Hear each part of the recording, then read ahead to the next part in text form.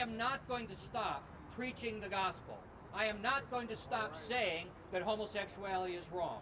If that means I get arrested, then you go ahead and you do it. We have a valid issue here, and I applaud every pastor that has come out today because we are serious about the love God has given us. And we're doing our best to give it back to everyone.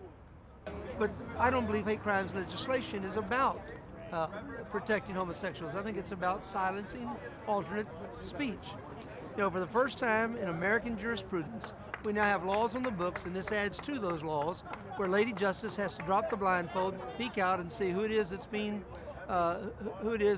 protected, and then mitigate justice based upon one person as being superior to another person. One of our speakers hit that very hard and very clear.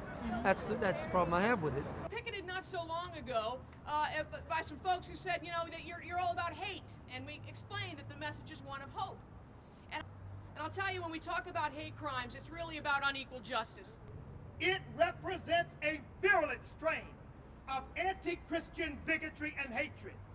The so-called hate crime law is another step in the process of robbing all Americans of the very freedoms the Founding Fathers pledged their lives for and the civil rights martyrs gave their lives for.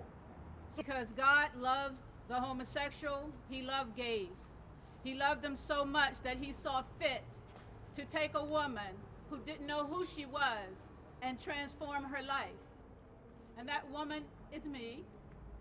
St. Luke 13:13 reads, "And immediately she was made straight and glorified God." And immediately she was made straight and glorified God. Amen. But today in America, it seems as like our government is shutting me down, silencing the lamb.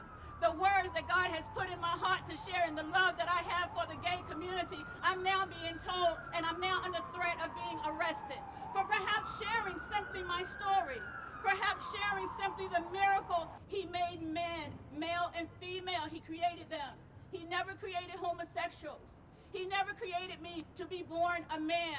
I think it's much superior to have a life in a world, I should say, or a country, where this group can have their rallies, we can have our rallies. Let the superior idea win. I'm not here to hurt anyone or to infringe on anyone's rights, but I'm gonna die protecting my own, and that is the American way. It was judges, not